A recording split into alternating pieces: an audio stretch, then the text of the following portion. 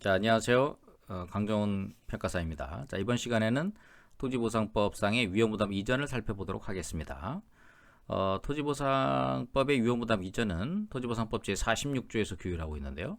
토지 수용인의 재결이 있은 후 수용하거나 사용할 토지나 물건이 토지 소유자 또는 관계인의 고의나 가실 없이 멸실되거나 훼손된 경우 그로 인한 손실은 사업시행자가 부담한다. 이렇게 규정되어 있고요. 민법 제537조 채무자 위험부담주의에서는요. 당사자 쌍방의 쌍무계약의 당사자 일방의 채무가 당사자 쌍방의 책임 없는 사유로 이행할 수 없게 된 때에는 채무자는 상대방의 이행을 청구하지 못한다라고 규정하고 있습니다. 그래서 토지보상법의 46조에서의 목적물 인도이전과 사전보상 원칙을 구현을 통한 정당보상 실현을 위해서 위험부담 이전을 이제 규정하고 있다 이렇게 볼 수가 있는데요. 보상금이 지급 공탁되기 전에는 수용 목적물의 권리가 그 토지 소유자 또는 관계인에 유보되어 있다고 볼 수 있고 사업 시행자에게 규칙 사유가 없는 한 그 손실이 토지 소유자 또는 관계인의 부담인 것이 타당하지만 그렇죠? 소유자와 관계인의 부담이죠. 근데 피수용자의 권리 보호 차원에서 사업 시행자의 부담으로 한다 이렇게 이제 볼 수가 있는 거죠. 민법상의 위험부담 법리로 보면 좀 전에 우리가 읽어본 민법 제537조는 계약에 있어서 목적물의 위험을 채무자에게 부담시키고 있습니다. 즉 법적인 소유권이 이전되기 전까지는 계약 목적물에 대한 권리 의무는 채무자에게 있으며 목적물의 멸실 훼손에 의한 손해는 채무자가 부담하게 되는 것으로 계약 불이행 사유를 구성하게 된다. 이렇게 이제 볼 수가 있는 것이죠. 토지보상법상의 이제 위험부담의 이전의 의의를 보면요. 토지 수용의 재결이 있은 후 수용할 토지나 물건이 토지 소유자 또는 관계인의 고의나 과실 없이 멸실 또는 훼손된 경우 그로 인한 손실을 사업시행자의 부담으로 한다. 이렇게 보고 있고요. 토지보상법상의 위험부담 이전의 세 가지 정도 요건으로 보시면은요.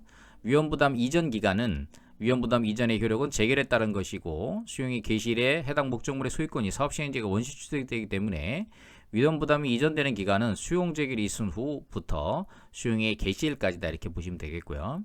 두 번째로 피수용자의 규칙 사유가 없어야 됩니다.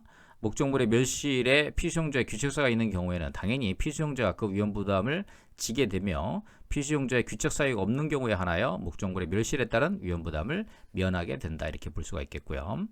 세 번째 위험부담의 범위로 보면요. 위험부담은 목적물의 멸실 훼손에 한하고 훼손 등에 한하고 목적물의 가격 하락에는 적용되지 않는다. 왜냐하면 토지보상법 27조 1항에 의하면 손실에 의한 보상액의 산정은 우리가 협의 당시에 또는 재결 당시의 가격을 기준으로 해서 정해지기 때문입니다.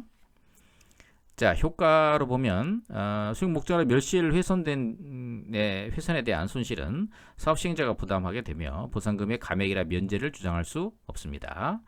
사건 번호 76-147이 판결인데요. 8당댐 우리 연수리 사건, 연수리 대심리 사건인데요. 댐 건설로 인한 수몰 지역 내 토지를 매수하고 지상 임목에 대하여 적절한 보상을 하기로 투약하였다면 보상금이 지급되기 전에 그 임목이 홍수로 멸실되었다 하더라도 매수 또는 보상하기로 한 자는 이행불능을 이유로 위 보상 약정을 해제할 수 없다. 이게 이제 위험부담 이전이 수용 재결일부터 수용의 개시일 사이까지 이렇게 우리 토지보상법에서는 정하고 있는데 1977년 12월 27일 76-147이 판결에서는 보상 협의로 약정한 경우에 있어서도 위험부담 이전을 인정하는 이런 특이한 판례가 있습니다. 즉 이제 피수용자의 권리 보호를 위한 한층 보호하기 위한 그런 판례의 태도다 이렇게 보시면 되겠죠. 자, 민법상 위험은 채무자가 부담함이 원칙이지만 토지보상법은 그 예외로서 재결 시에 위험부담 이전 의무가 사업시행자에게로 이전되도록 규정하고 있습니다. 따라서 사업시행자는 멸실 훼손을 이유로 손실보상의 감액이나 면제를 주장할 수 없다. 이렇게 보시면 되겠고요. 자, 그 다음에 토지보상법상의 담보물권자의 물상대위입니다. 토지보상법 제47조에서 규율하고 있죠. 수용 목적물의 유치권, 질권, 저당권 등의 담보물권이 설정되어 있는 경우에 그 목적물이 수용됨으로 인해 그 담보물권도 소멸하는데요. 그 소멸되는 담보물권을 어떻게 보호할 것인가가 문제되는데 바로 이게 물상대의 문제라고 할 수 있겠습니다. 자, 토지보상법 제47조의 적용 범위는요. 토지보상법은 손실보상에 관한 개별불 원칙을 채택하고 있어 담보물권도 그에 따라 보상을 받게 되는 것이므로 개별부 원칙이 적용되는 한에 있어서는 그 보호에 문제가 없습니다. 또한 해당 담보물건이 사업인정 전에 설정된 것이라면 사업인정 이후에 담보물건을 승계한 경우에도 해당 권리자는 관계인에 해당되어 피수용자가 되어서 권리구제가 가능합니다. 따라서 토지보상법에서 개별굴 원칙의 예외 규정으로서 보상금을 개별적으로 산정 지급하지 못하는 경우 또는 사업인정고 시에 설정된 담보물건에 관해 적용된다. 이렇게 보시면 되겠죠. 토지보상법 제47조 적용 범위. 자, 물상 대위권의 내용으로 보면은요. 토지보상법 47조는 담보물건의 목적물이 수용 또는 사용할 경우 해당 담보물건은 그 목적물의 수용 또는 사용으로 인하여 채무자가 받을 보상금에 대해서 행사할 수 있다. 다만 그 지급 전에 이를 압류해야 한다라고 규정하고 있습니다. 그리고 사업인정 후 권리를 설정한 담보물건자는 토지보상법 제47조에 기한 권리구제를 도모할 수 있습니다. 즉, 토지보상법 47조에 의한 압류가 행해져도 담보물건이 소멸되거나 제한되나 압류가 유효한 한 보상금 청구권자와의 관계에 있어서 담보물건은 상대적으로 존재하는 것이며 담보물건자의 압류가 있으면 사업시행자는 공탁이 가능하게 됩니다. 자, 물상대위에 효력이 미치는 보상의 범위는요. 채무자가 받을 보상금에 대해서는 어떤 범위까지를 가리키는 것인지가 문제되는데요.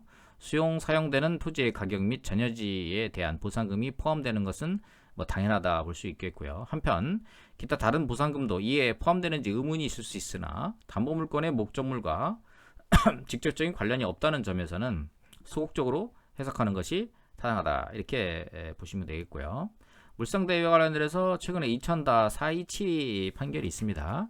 그래서 이 판결에 보면은요. 민법 제370조 제342조에 의한 저당권자의 물상대위권 행사는 민사소송법 제733조에 의하여 담보권의 존재를 증명하는 서류를 집행법원에 제출하여 채권 압류 및 전부 압류를 신청하거나 민사소송법 제580조에 의하여 배당 요구를 하는 방법에 의하여 하는 것이고, 이는 늦어도 민사소송법 제580조 제1항 각호 소정의 배당 요구의 종기까지 하야하는 것으로 그 이후에는 물상대위권자로서의 우선 변제권을 행사할 수 없다고 하야 할 것이고, 위 물상대위권자로서의 권리 행사의 방법과 시한을 이와 같이 제한하는 취지는 물상대위의 목적인 채권의 특정성을 유지하여 그 효력을 보존하고 평등배당을 기대한 다른 일반 채권자의 신뢰를 보호하는 등 제3자에게 불충의 손해를 입히지 아니함과 동시에 집행 절차의 안정과 신속을 깨우고자 함에 있다.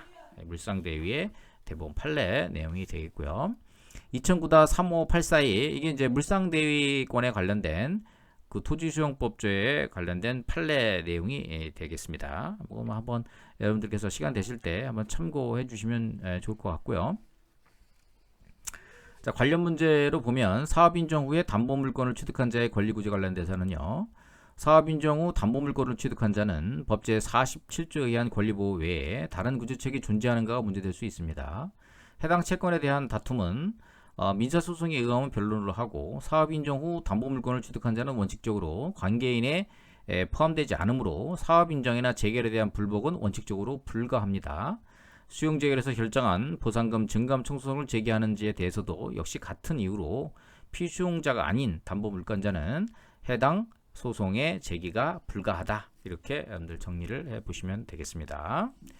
자, 그래서 이번 시간에는 토지보상법 제46조 위험부담 이전, 우리 민법 제537조 채무자 위험부담주의 예외로서 아주 예외적인 요건을 갖춘 경우, 즉 토지 수용인의 재결이 있은 후에 수용하거나 사용할 토지나 물건이 토지 소유자 관계인의 고의나 가실 없이 멸실되거나 훼손된 경우 그로 인한 손실은 사업시행자가 부담한다. 이렇게 정리하시면 되겠고요.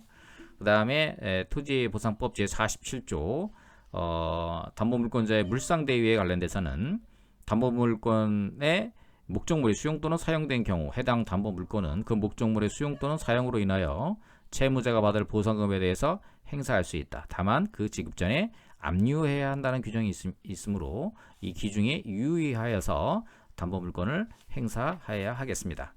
특히 사업인정 후에 새로운 권리를 취득한 자의 경우에 있어서 우리가 보상지역에서 보면은 사업인정 고시 이후에 새로운 담보물권을 취득함에 있어서 보상 전례가 찍히는 경우가 거의 없습니다. 자, 이를 보았을 때 토지 소유자, 관계인에 포함되지 않는다 하면은 향후에 토지보상법제에서 담보물권자의 권리를 보호받을 수 있는 여러 가지 여건들이 존재하지 않기 때문에 그런 부분들을 주의해서 할 필요가 있겠다. 이렇게 보시면 되겠습니다. 항상 최선을 다하고 포기하지 않는 자세로 임할 때 감정평가사 합격 운다. 이렇게 말씀드릴 수 있겠습니다. 감사합니다.